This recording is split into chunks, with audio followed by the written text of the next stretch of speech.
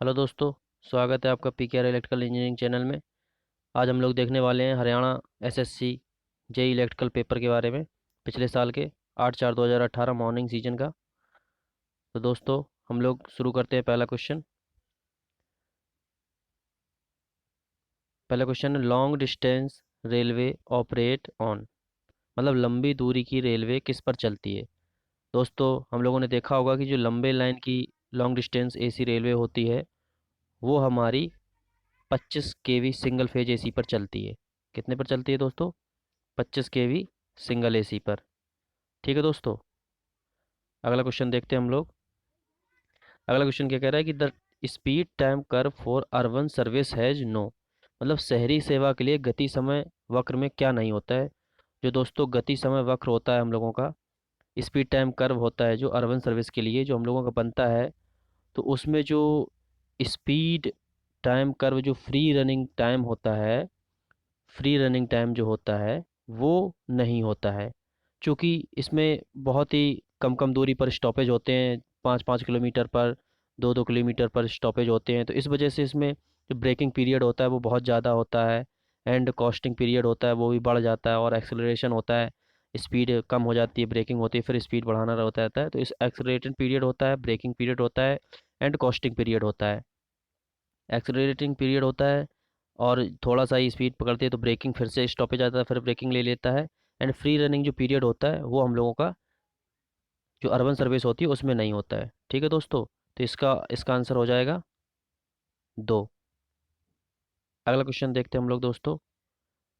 The normal value of coefficient of adhesion, मतलब आसंजन गुणांक का सामान्य मान कितना होता है।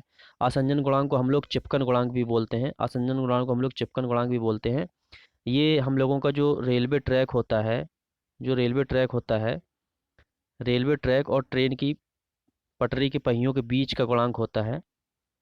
कि ट्रेन की पटरी के पहिए, मतलब ट्रेन की पटरी और ट्रेन के पहियों के बीच में जो चिपकन गुणांक होता है उसका मान जितना ही कम होता है, तो उन पहिए और पटरी के बीच में जो घर्षण बल का मान होता है वो बहुत ही अधिक रहता है। सॉरी, घर्षण बल का मान बहुत ही कम रहता है, मतलब उनके बीच में घर्षण नहीं होना चाहिए। इस वजह से जो normal value of coefficient adhesion होती है कम से कम 0.25, जिसका पहला ऑप्शन है, इसका आंसर हो जाएगा पहला नंबर। ठीक है दोस्तों, अगला क्वेश्चन हम लोग देखते हैं। अगला क्वेश्चन क्या कहता है कि द विद्युत अपघटनी शेल से आवश्यक धारा पास होने के लिए वांछित वोल्टता लगभग कितनी है। जो इलेक्ट्रोलिटिक सेल होते हैं उनके लिए मैक्सिमम जो वैल्यू होती है, रिक्वायर्ड करंट होती है, मतलब रिक्वायर्ड करंट पास होने के लिए जितना वोल्टेज होता है लगभग लगभग वो 10 से 20 वोल्ट के लगभग होता है। तो इसका ऑप्शन हो जाएगा हम लोगों का दोस्तों तीसरा। ठीक है दोस्तों, अगला क्वेश्चन देखते हैं कि अगला क्वेश्चन क्या कह रहा है कि what is the maximum load that is usually connected in power सब सर्किट। दोस्तों यहाँ ये ध्यान देने वाली बात है, यहाँ पूछ रहा है पावर सब सर्किट। पावर सब सर्किट जो होता है उस पावर सब सर्किट में हम लोगों के दोस्तों 3 पॉइंट होते हैं, सॉरी 2 पॉइंट होते हैं, एंड जो कनेक्टेड लोड होता है वो 3000 वाट होता है। ठीक है, और जो हम लोगों का फैन लोड सर्किट होता है दोस्तों उसका 10 पॉइंट होता है, 10 पॉइंट होता है, एंड 1000 वाट कनेक्टेड लोड होता है। मतलब 1000 वाट से हम लोग फैन सर्किट में लोड नहीं बढ़ा सकते, एंड पावर सब सर्किट में हम लोग 3000 वाट से लोड ज़्यादा नहीं कर सकते। तो वही पूछा है, वह अधिकतम भार कितना है जो आमतौर पर विद्युत उपपथ में जुड़ा रहता है, वो 3000 वाट आता है। ठीक है दोस्तों, इसका आंसर हो जाएगा हम लोगों का ऑप्शन नंबर 3। ठीक है दोस्तों, अगला हम लोग क्वेश्चन देखते हैं कि what type of starter will you recommended for a 20 kilowatt squirrel cage induction motor, मतलब 20 किलोवाट इंडक्शन मोटर के लिए आप किस तरह के स्टार्टर की सिफारिश करेंगे। चूँकि 20 किलोवाट मोटर है तो वो लगभग हम लोगों की दोस्तों जैसे कि 1 HP इक्वल टू हम लोगों का हो जाता है। 1 HP इक्वल टू हम लोग 746 वाट लेते हैं। अगर इससे हम लोग निकालेंगे, वैसे निकालते HP दूसरे तरीके से हैं, फिर भी अगर इतना हम लोग इसको मान के निकालें तो लगभग 20 किलोवाट मोटर का हम लोगों का जो HP आएगा लगभग लगभग 25 HP के लगभग मोटर हम लोगों का आ जाएगा। जो induction 3 pair square induction motor की बात कर रहा है, लगभग लगभग 25 HP का मोटर हो जाएगा। तो 25 HP मोटर के लगभग हम लोग दोस्तों जानते हैं कि जो DOL स्टार्टर है वो लगभग 5 HP तक की मोटरों के लिए यूज करते हैं। एंड 3 पॉइंट स्टार्टर जो होता है जनरली ये DC मोटर्स के लिए यूज किया जाता है, जिस संट मोटर के लिए, सीरीज मोटर के लिए, जनरली संट मोटर के लिए यूज किया जाता है। एंड स्टार डेल्टा स्टार्टर होता है, ये काफ़ी बड़ी मोटरों के लिए हम लोग यूज कर सकते हैं फ़िलहाल। लेकिन जो ऑटो ट्रांसफार्मर स्टार्टर है, अगर रिकमेंडेड किया जाएगा तो ऑटो ट्रांसफार्मर स्टार्टर हमारे 20 किलोवाट की मोटर के लिए उपयुक्त रहेगा, अच्छा रहेगा। ठीक है दोस्तों, इसका ऑप्शन हो जाएगा आंसर नंबर, क्वेश्चन नंबर 6 का आंसर हो जाएगा एक। अगला क्वेश्चन देखते हैं हम लोग। दोस्तों अगला क्वेश्चन क्या कह रहा है कि compensating winding is used to, मतलब कंपनसेटिंग वाइंडिंग का यूज किस लिए किया जाता है। तो जो कंपनसेटिंग वाइंडिंग होती है दोस्तों, हम लोग जानते हैं कि कंपनसेटिंग वाइंडिंग का यूज क्या होता है। कि कंपनसेटिंग वाइंडिंग होती है जो पोल पोल फेस में की जाती है दोस्तों। यहाँ पे पोल फेस में कंपनसेटिंग वाइंडिंग की जाती है। इसमें एक कॉपर की रॉड डाल दी जाती है। तो इससे क्या होता है, जो आर्मेचर का फ्लक्स होता है, अनवांटेड फ्लक्स, जैसे जो आर्मेचर का फ्लक्स होता है, जो आर्मेचर फ्लक्स का मेन फील्ड फ्लक्स पे जो प्रभाव होता है, उसको ये न्यूट्रलाइज करती है। इसका जो फ्लक्स बनता है दोस्तों, वो हमारे आर्मेचर के फ्लक्स को न्यूट्रलाइज करता है।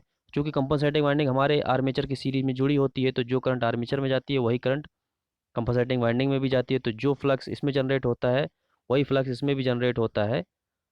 तो इसका जो फ्लक्स होता है वो आर्मेचर के फ्लक्स को न्यूट्रलाइज करता है। तो इससे ये होता है कि जो आर्मेचर रिएक्शन होती है उसका मान कम हो जाता है, जिससे हमारा मेन फील्ड फ्लक्स है वो कम डिस्टॉर्ट होता है, या कम होता, उससे हमारा जो मेन फील्ड फ्लक्स अगर कम होगा तो उससे हमारा जो जनरेटेड ईएमएफ होगा वो उसका मान भी कम कम बदलेगा, मतलब अच्छा ईएमएफ प्राप्त होगा। तो इसका ऑप्शन का आंसर, इस क्वेश्चन का आंसर हो जाएगा कि reduce armature reaction.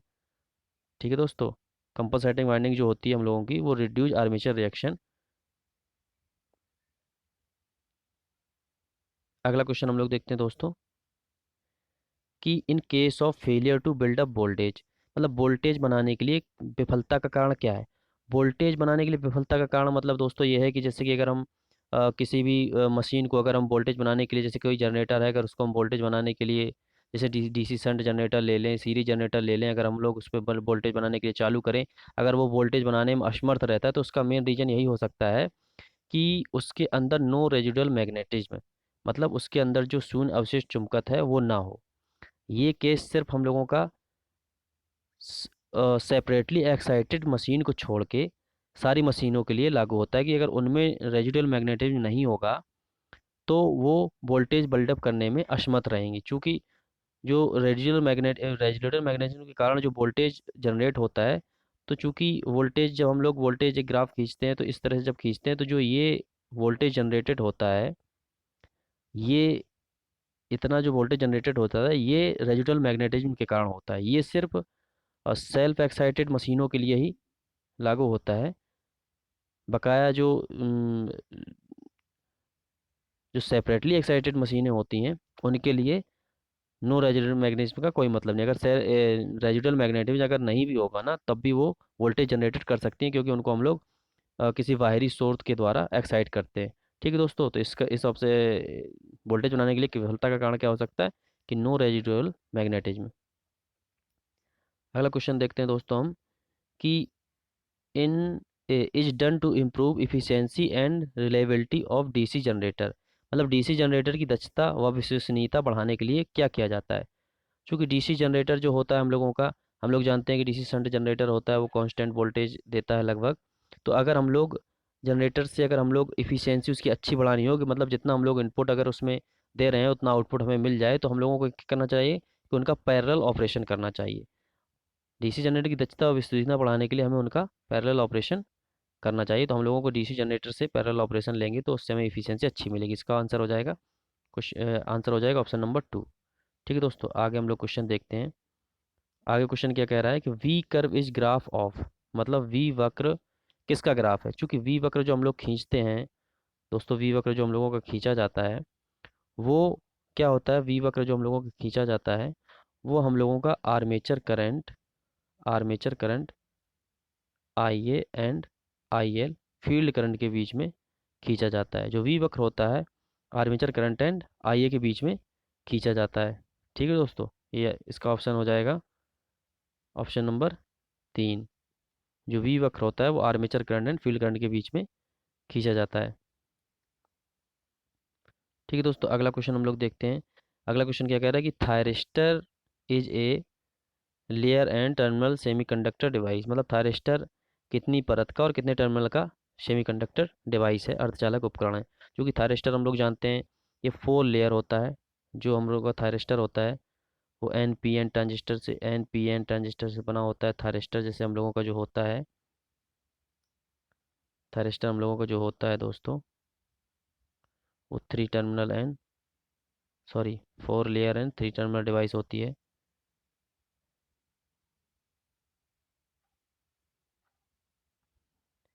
3 terminal and 4 layer, P N 3 terminal and 4 layer device होती है, जो इसमें 3 टर्मिनल होते हैं एंड 4 लेयर हो जाती है एंड 3 जंक्शन बनते हैं, J1 J2 and J3। 1 2 4, 1 2 3 4, 4 layer हो जाती हैं एंड 3 जंक्शन हो जाते हैं एंड 3 टर्मिनल डिवाइस होती है। तो जो हम लोगों का थायरिस्टर होता है दोस्तों, वो 4 layer and 3 terminal semiconductor device होती है। हेलो दोस्तों, अगला क्वेश्चन देखते हैं कि निम्नलिखित में से कौन सी राशि समांतर सर्किट के सभी भागों में समान होती है। क्योंकि दोस्तों हम लोग जानते हैं पैरेलल सर्किट में जो वोल्टेज होता है वो सभी भागों में समान होता है। क्योंकि पैरेलल सर्किट में वोल्टेज सभी के अक्रॉस समान होता है। मान लिया कोई ये पैरेलल सर्किट बना दें हम लोग, यहाँ पे एक अगर रेजिस्टेंस लगा दें, कोई भी एक लोड लगा दें, आरएल कुछ भी लगा दें, तो इसके अक्रॉस जो वोल्टेज होगा वो इन दोनों वोल्टेज के बराबर होगा। ये मान लिया ये वी वोल्ट हो गया, तो ये V1 हो गया, ये V2 हो गया, तो इन दोनों का मान सेम होगा, V1 बराबर V2। एंड इसके अक्रॉस जो वोल्टेज होगा वो VL, वो भी समान होगा।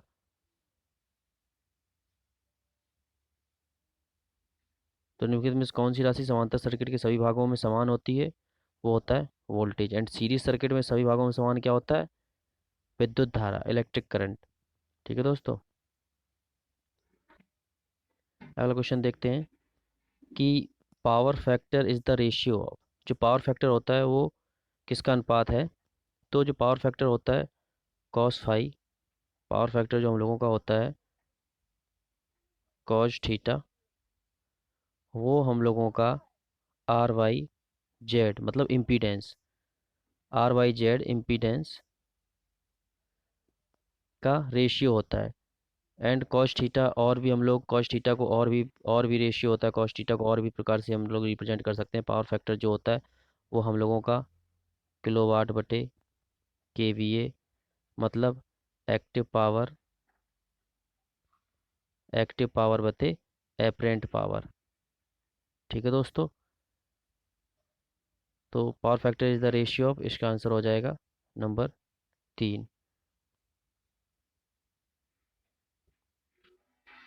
अगला क्वेश्चन देखते हैं हम लोग दोस्तों।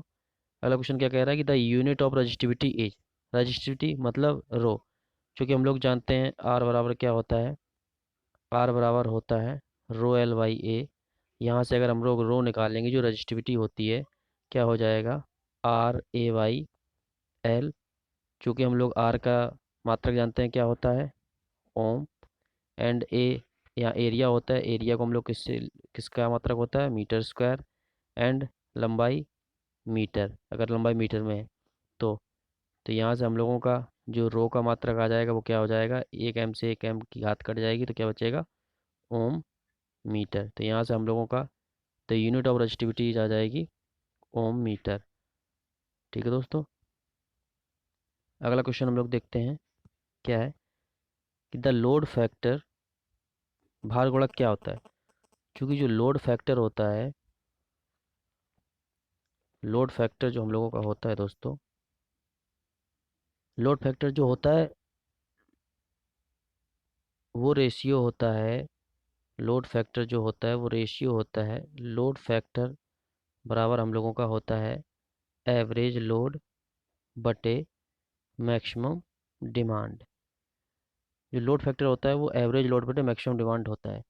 तो चूंकि लोड फैक्टर का जो मान होता है वो ऑलवेज इज लेस देन 1 होता है, वो इसलिए होता है ऑलवेज लेस देन 1 क्योंकि जो एवरेज लोड हम लोगों का होता है, एवरेज लोड होता है वो कभी भी मैक्सिमम डिमांड से ज़्यादा नहीं हो सकता, क्योंकि मैक्सिमम डिमांड जो होती है वो पावर स्टेशन की ऑलवेज ज़्यादा होती है। एवरेज लोड हम लोगों का कि किसी भी एक वक्त पे एवरेज लोड टोटल काउंट करके निकालते हैं कि सारे समयों पे किसी के, मान लिया किसी समय में किसी की मतलब किसी समय में लोड है वो बहुत ज़्यादा है, तो किसी समय में लोड कम है, किसी समय में सारा लोड ऑफ है, तो किसी समय में सारा लोड चालू है। तो इस सब का जो एवरेज निकालते हैं वो हम लोगों का मैक्सिमम कनेक्टेड लोड से जो मैक्सिमम डिमांड होती है उससे ऑलवेज कम ही रहता है। इसी वजह से इसका जो रेशियो होता है एवरेज लोड बटे मैक्सिमम डिमांड का, वो ऑलवेज इज लेस देन 1 होता है।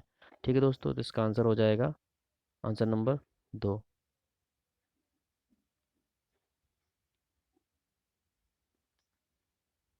आगे अगला क्वेश्चन देखते हैं हम लोग दोस्तों। Nuclear power plant is normally use for, जो न्यूक्लियर पावर प्लांट होता है वो हम लोगों का बेस लोड पे सबसे ज़्यादा यूज किया जाता है। बेस लोड मतलब बोलते हैं कि जैसे कि वो पावर प्लांट जो एक लंबे समय तक एक कांस्टेंट वोल्टेज मतलब एक कांस्टेंट मैक्सिमम डिमांड को पूरा करता रहे, वो बेस लोड। और बेस लोड प्लांट हम लोग उसको यूज करते हैं जैसे कि जो लोड के पास इंस्टॉल हो और ट्रांसमिशन पावर अच्छी करे। ठीक है दोस्तों, तो अगला क्वेश्चन अगला अगला क्वेश्चन हम लोग देखते हैं क्या कह रहा है। अगला क्वेश्चन है कि from willow which power station has maximum efficiency, निम्नलिखित में से किस शक्ति केंद्र में अधिकतम दक्षता होती है। तो अधिकतम दक्षता मतलब ये है कि इफिशियंसी उसका जो आउटपुट है वो हम लोगों को इनपुट की अपेक्षा अधिक दे, अधिक मिले, मतलब लॉसेस उसके बीच में कम से कम हो और उससे पावर जो जनरेट हो वो ज़्यादा से ज़्यादा हो, अधिक से अधिक हो। तो इसमें हम लोगों को सबसे अच्छा जो मैक्सिमम एफिशिएंसी वाला पावर स्टेशन है वो है हाइड्रो इलेक्ट्रिक पावर प्लांट, मतलब जल विद्युत शक्ति संयंत्र। ठीक है दोस्तों, अगला क्वेश्चन हम लोग देखते हैं क्या कह रहा है कि विच of the willow metal is not use in nuclear power plant is fuel, मतलब निम्नलिखित में से किस धातु का प्रयोग हम लोग नाभिकीय संयंत्र में ईंधन के रूप में नहीं करते हैं। तो चूंकि दोस्तों हम लोग जानते हैं कि यूरेनियम होता है उसका भी हम लोग यूज करते हैं, थोरियम होता है उसका भी यूज होता है, एंड प्लूटोनियम होता है उसका भी यूज होता है। ये तीन जो मेटल हैं इनका तीनों का यूज होता है न्यूक्लियर पावर प्लांट में फ्यूल के रूप में। जो मैग्नीशियम होता है उसका हम लोग यूज नहीं करते। तो इसका ऑप्शन हो जाएगा ऑप्शन नंबर 4। ठीक है दोस्तों, अगला क्वेश्चन हम लोग देखते हैं कि अगला क्वेश्चन क्या कह रहा है कि विच of the following power plant has practically know stand by losses, मतलब निम्नलिखित में से कौन सा शक्ति संयंत्र है जिसमें वास्तव में कोई आपत्ति क्षय नहीं होता। मतलब अगर उसको हम लोग stand by purpose stand by रख भी दें, अगर स्टैंड बाई कंडीशन में कर भी दें तो उसमें स्टैंड बाई में कोई लॉस ना हो, जैसे कि फ्यूल लॉस ना हो या रख रखाव लॉस ना हो, ये सब सारी चीज़ें जो होती हैं वो हम लोगों का जो हाइड्रो इलेक्ट्रिक पावर प्लांट होता है इसमें ऐसा कोई स्टैंड बाई लॉस नहीं होता है। इस वजह से हम लोगों को इसका आंसर हो जाएगा option number 1 hydro electric power plant. ठीक है दोस्तों, अगला क्वेश्चन हम लोग देखते हैं क्या है कि क्या कह रहा है what is the value of load factor. देखिए क्वेश्चन ये दोबारा भी पूछ दिया गया है, अभी पीछे हम लोगों ने लोड फैक्टर के बारे में बात की। What is the value of load factor, चूँकि लोड फैक्टर का मान जो होता है वो ऑलवेज लेस देन 1 होता है। ठीक है दोस्तों, इसका ऑप्शन हो जाएगा ऑप्शन नंबर 1। अगला क्वेश्चन हम लोग देखते हैं। अगला क्वेश्चन क्या कह रहा है कि इन electric welding arc blow can be avoided by, जो इलेक्ट्रिक वेल्डिंग होती है उसमें हम लोग आर्क ब्लो से कैसे बचा सकता है।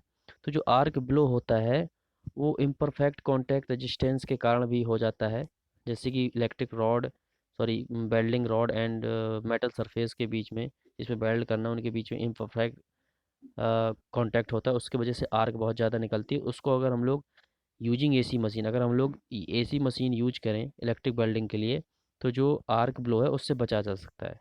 ठीक है दोस्तों, अगला क्वेश्चन हम लोग देखते हैं क्या है कि which switch is use staircase wiring circuit, मतलब कौन सा स्विच स्टेयर गेयर वायरिंग मतलब सीढ़ी नुमा वायरिंग सर्किट में उपयोग किया जाता है। जो सीढ़ी होती है तो वो टू वे स्विच होता है, जो टू वे स्विच होता है मतलब कि जैसे कि अगर हम किसी सीढ़ी पर चढ़ें तो उसका जो टू वे स्विच होता है, टू वे स्विच होता है अगर हम सीढ़ी में चढ़े तो जैसे कि अगर स्टेयर केस वायरिंग होती है, जैसे कि यहाँ से अगर हमें ऊपर जाना है सीढ़ी में एक स्विच यहाँ लगा देते हैं, उसी प्रकार का दूसरा स्विच सीढ़ी के ऊपर ऊपरी सिरे में लगा देते हैं। तो नीचे से हम लोग जब स्विच को चालू कर देंगे, स्विच अगर हमने यहाँ से ऑन कर दिया तो आगे जब हम लोग सीढ़ी में चढ़ जाते हैं, ऊपर चढ़ जाएंगे तो यहाँ पे भी वही स्विच लगा होता है, तो यहाँ से जाके उसको हम लोग ऑफ कर देंगे। तो ऑफ का अगर यहाँ से हम लोग ऑफ कर देंगे तो फिर से ये ऑफ हो जाएगा। जब जैसे अगर वापस आते हैं तो यहाँ से अगर ऑन कर देंगे चालू हो जाएगा, यहाँ से ऑफ कर देंगे तो ऑफ हो जाएगा। तो टू वे स्विच का यही काम होता है, जो दो तरफा ऑपरेट हो सके। ठीक है, दो जगह से ऑपरेट हो सकता है टू वे स्विच। अगला क्वेश्चन हम लोग देखते हैं। अगला क्वेश्चन क्या कह रहा है कि minimum size of the aluminium conductor in domestic wiring as. जो घरेलू वायरिंग होती है उसमें एल्यूमिनियम चालक का न्यूनतम आकार क्या होता है।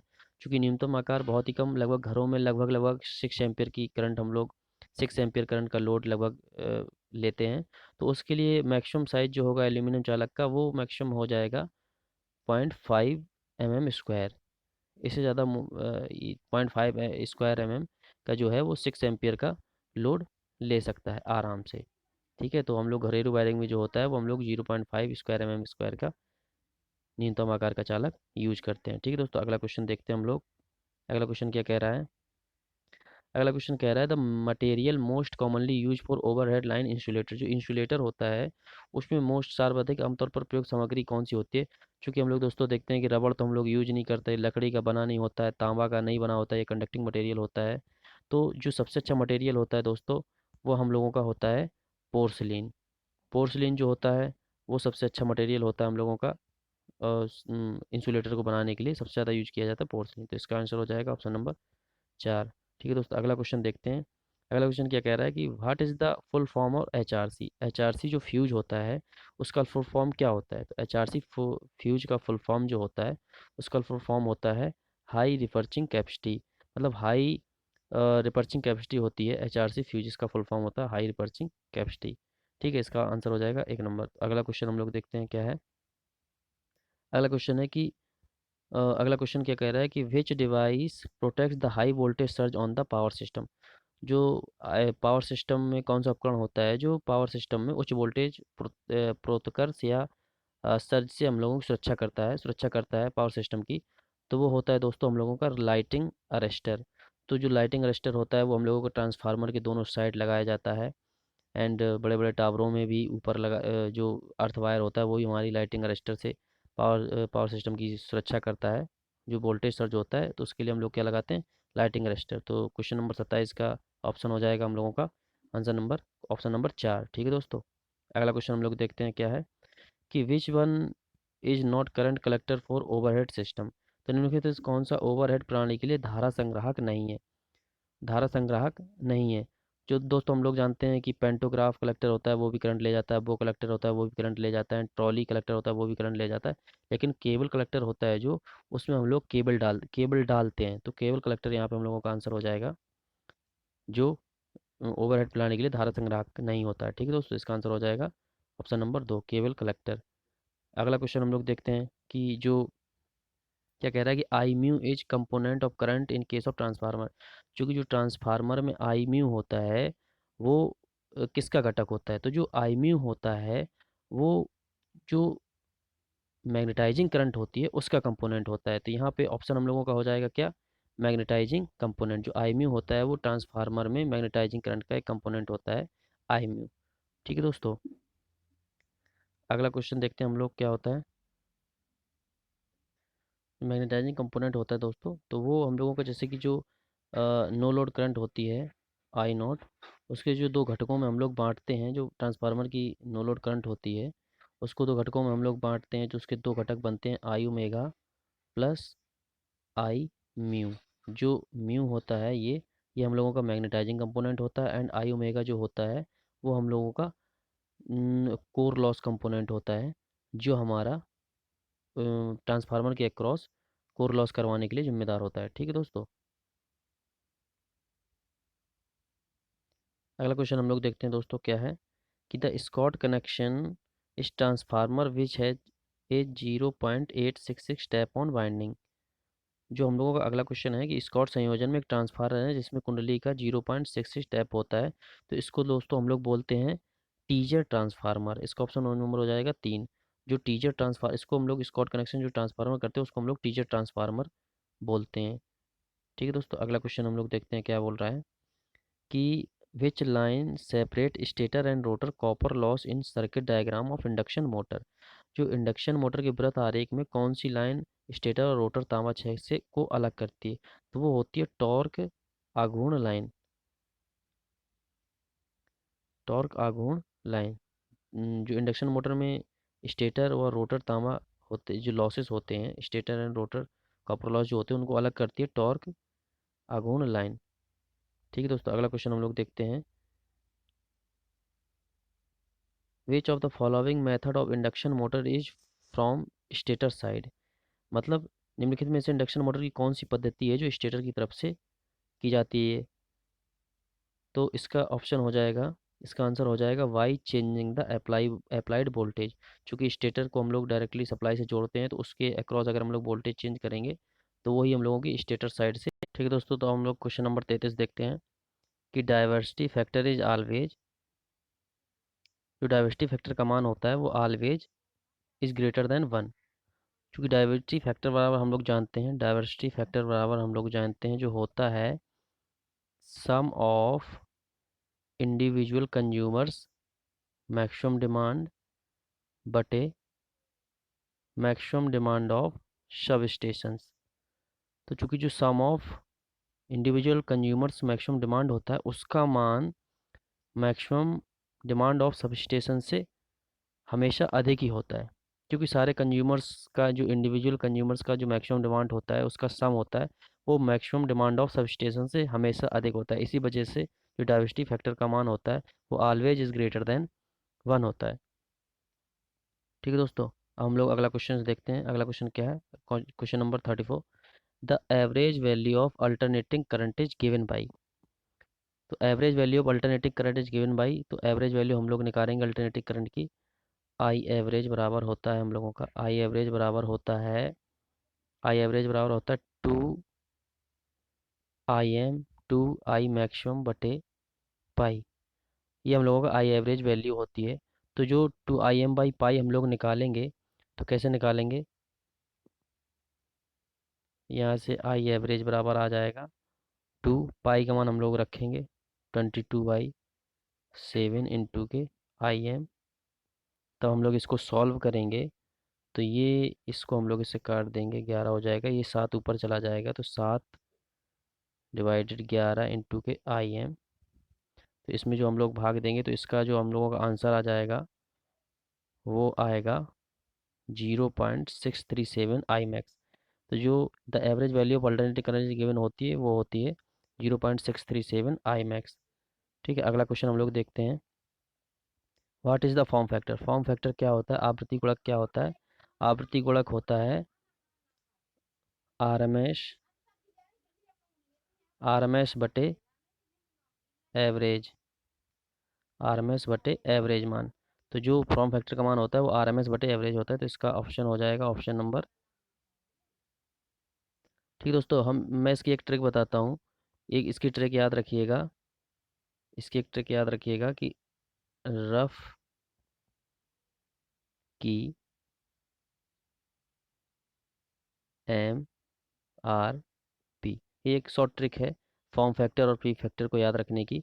कि रफ मतलब हो जाएगा एफ से हो जाएगा फॉर्म फैक्टर, एंड आर और ए से हो जाएगा आरएमएस एंड बटे एवरेज। तो रफ की एमआरपी इसलिए रफ से हो जाएगा फॉर्म फैक्टर बराबर आरएमएस बटे एवरेज, एंड एमआरपी हो जाएगा पी से हो जाएगा peak factor.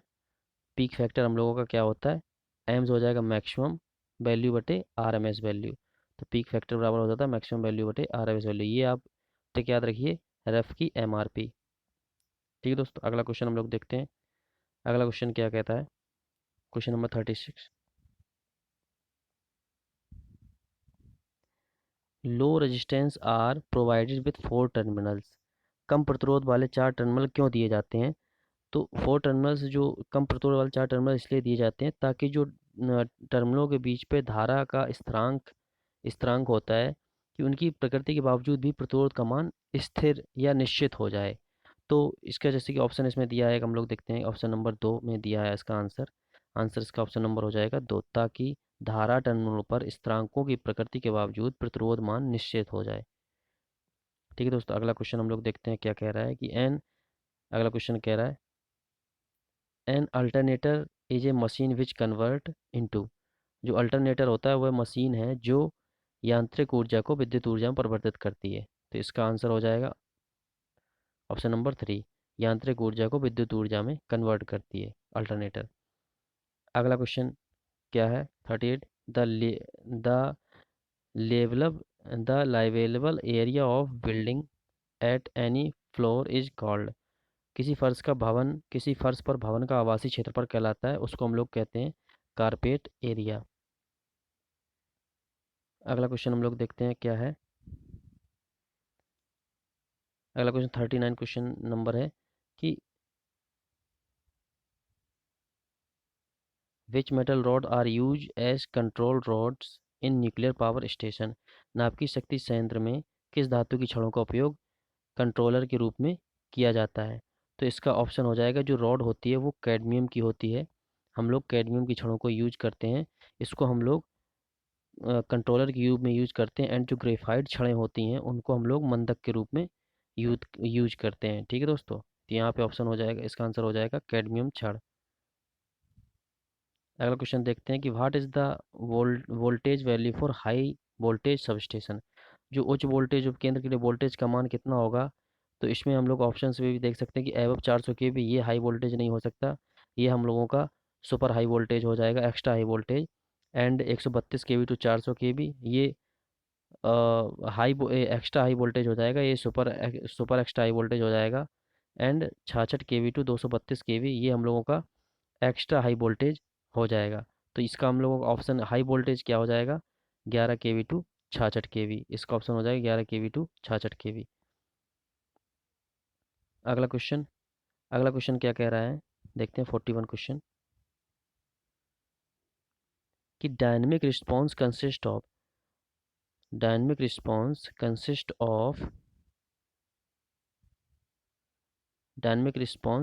Of two part steady state and the other transient state response. गतिकी प्रक्रिया, मतलब इसमें समझ में आ रहा है गतिकी डायनेमिक मतलब घूर्णी प्रतिक्रिया में क्या शामिल होता है। मतलब इसमें दो भाग होते हैं एंड एक स्थिर अवस्था में होता है एंड एक क्षणिक अवस्था प्रतिक्रिया। जैसे कि अपना अल्टरनेटर है, उसमें एक भाग स्थिर रहेगा एंड एक कोई भी मशीन ले लें, रोटेटिंग मशीन होगी तो उसमें एक पार्ट स्टेशनरी रहेगा, एक पार्ट रोटेटिंग रहेगा। तो इसका आंसर हो जाएगा ऑप्शन नंबर 1, दो भाग, एक स्थिर अवस्था और अन्य क्षणिक अवस्था प्रक्रिया। अगला क्वेश्चन हम लोग देखते हैं। अगला क्वेश्चन क्या कहता है कि the material of wire use for making resistance standard is usually. तो प्रतिरोध मानक बनाने के लिए प्रयुक्त तारों की सामग्री आमतौर पर होती है। तो उसमें अगर हम लोग जैसे कि मैग्नीन एक ऐसा एलॉय होता है जो स्टैंडर्ड रेजिस्टेंस बनाने के लिए सबसे अच्छा होता है, क्योंकि जिसका जो टेम्परेचर कोएफिशिएंट ऑफ रेजिस्टेंस होता है उसका मान लगभग लगभग जीरो के बराबर होता है। लगभग लगभग जीरो मान सकते हैं हम लोग, 0.15 के लगभग होता है इसका अल्फ़ा का मान। तो अल्फ़ा का मान जीरो होने की वजह से इसमें अगर इसका अगर हम लोग टेम्परेचर बढ़ाते हैं तो इसके आर का जो मान होता है उसके उसके परिवर्तन में निगलेक्ट उसका परिवर्तन निगलेक्टेड होता है। मतलब टेम्परेचर बढ़ाने पे इसके आर के मान में ज़्यादा परिवर्तन नहीं होता, मतलब निगलेक्ट, उसको हम निगलेक्ट मान सकते हैं, इतना परिवर्तन होता है। इसी वजह से स्टैंडर्ड रेजिस्टेंस बनाने के लिए हम लोग मैग्नीन के मैग्नीन का यूज कर सकते हैं। इसलिए इसका ऑप्शन होगा ऑप्शन नंबर 1। अगला क्वेश्चन देखते हैं हम लोग कि Poisson triangle is required to calculate voltage regulation in which of the following method. निम्नलिखित में से किस पद्धति में वोल्टेज नियंत्रण की गणना के लिए पोर्टियर त्रिभुज आवश्यक है? तो जो हम लोगों का इम्पीडेंस पावर फैक्टर मेथड होता है उसके लिए हम लोग पोर्टियर त्रिभुज आवश्यक होता है, क्योंकि उससे हम लोग इम्पीडेंस एंड पावर फैक्टर को निकालते हैं। इस वजह से हम लोगों का जो इसका ऑप्शन हो जाएगा आंसर, इसका आंसर हो जाएगा option number 4, J impedance power factor method. ठीक दोस्तों, अगला क्वेश्चन देखते हैं हम लोग कि in the torque developed by the motor when full voltage is applied to its stator winding. Motor द्वारा विकसित बला गुण तब होता है जब इसकी स्टेटर कुंडली पर पूरा वोल्टेज लगाया जाता है। तो दोस्तों जो पुल आउट टॉर्क होता है, जो pull out torque is the torque developed by the motor when full voltage is applied to the stator winding. Sorry, pull out voltage नहीं, सॉरी, जो स्टार्टिंग टॉर्क है उसको मोटर द्वारा विकसित स्टार्टिंग टॉर्क होता है तब होगा जब उसके हम लोग स्टेटर के अक्रॉस फुल वोल्टेज अप्लाइड करेंगे। तो इसका आंसर हो जाएगा स्टार्टिंग टॉर्क। क्वेश्चन 44 का ऑप्शन नंबर 1। अगला क्वेश्चन देखते हैं। अगला क्वेश्चन क्या कह रहा है कि in second quadrant converter the load current flow, the load voltage and load current. द्वितीय क्वाड्रेंट परिवर्तक में भार धारा, भार में जो करंट फ्लो होती है वो बाहर बहती है, out of the load, and the voltage जो होता है वो पॉजिटिव होता है एंड लोड करंट का मान नेगेटिव होता है। तो इसका ऑप्शन हो जाएगा ऑप्शन नंबर 2। अगला क्वेश्चन हम लोग देखते हैं दोस्तों। अगला क्वेश्चन क्या कह रहा है कि ए चॉपर कन्वर्ट्स, जो चॉपर होते हैं वो किसको परिवर्तित करता है, चॉपर किसको परिवर्तित करता है। तो चॉपर जो होता है वो हमारा फिक्स एक इलेक्ट्रॉनिक, एक पावर इलेक्ट्रॉनिक्स डिवाइस होती है जो हमारा फिक्स डीसी सप्लाई को एक वेरिएबल वोल्टेज डीसी सप्लाई में कन्वर्ट करता है। तो इसका आंसर हो जाएगा option number 1, DC fix to DC variable. जैसे कि चॉपर का सिंबल होता है इस तरह से, एक एरो बना होता है इस तरह से, एंड इसको एक बॉक्स में बंद कर देते हैं, ये स्विच ऐसे, इसको हम लोग, इसका सिंबल होता है इस तरह से, इसको हम लोग चॉपर कहते हैं। ठीक है, इसको हम लोग पावर इलेक्ट्रॉनिक्स डिवाइस भी बोलते हैं। ठीक है, इसका यूज हम लोग जैसे कि rapid transient system, trolley cars, marine hoist, four lift track, mine houseless, वहाँ सब करते हैं जहाँ पे कोयला वाला, ये सब चीज़ों में उसका यूज करते हैं। ठीक है दोस्तों, अगला हम लोग देखते हैं कि duty cycle is ratio of in case of chopper. तो चॉपर के मामले में जो ड्यूटी साइकिल होता है वो शुरू करने से कुल समय तक उनके बीच का अनुपात होता है, कि मतलब शुरू करने से कुल समय के बीच का रेशियो होता है। तो इसका आंसर हो जाएगा turn on to total time. अगला क्वेश्चन देखते हैं दोस्तों 48 number. In 8085 microprocessor the RST6 instruction transfer program execution to following location. एन 85 माइक्रो प्रोसेसर में RST6 निर्देश प्रोग्राम निष्पादन को निम्नांकित स्थान पर स्थानांतरित कर देता है।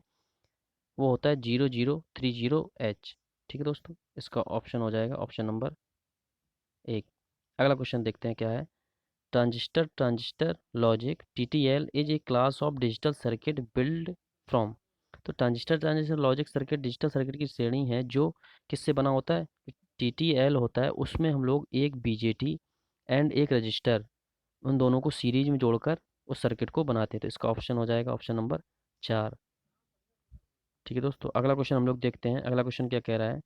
अगला क्वेश्चन है कि Maxwell's inductance capacitance bridge is use for measurement of inductance. Maxwell प्रेरकता धारिता सेतु का उपयोग किसकी प्रेरकता के मापन के लिए किया जाता है। तो इसका जो मैक्सवेल प्रेरकता धातु होता है, देखो निम्न क्यू कॉयल, इसके लिए हम लोग यूज करते हैं, निम्न क्यू कॉयल के लिए हम लोग यूज करते हैं एंडरसन ब्रिज, जिसका मान क्यू का मान होता है 1 से कम होता है, उसको हम लोग एंडरसन ब्रिज से यूज करते हैं। एंड हाई क्यू कॉयल होती है जो, उसको हम लोग हेज ब्रिज से मापते हैं। उसके क्यू का मान जो होता है वो लगभग 10 से ऊपर होता है।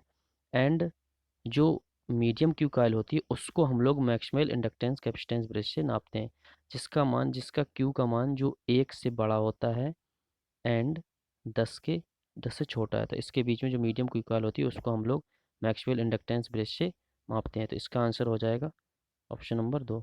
ठीक है दोस्तों, हम लोगों ने हरियाणा SSC पेपर को देखा। वीडियो अगर पसंद आया तो दोस्तों लाइक एंड शेयर करें, सब्सक्राइब करें।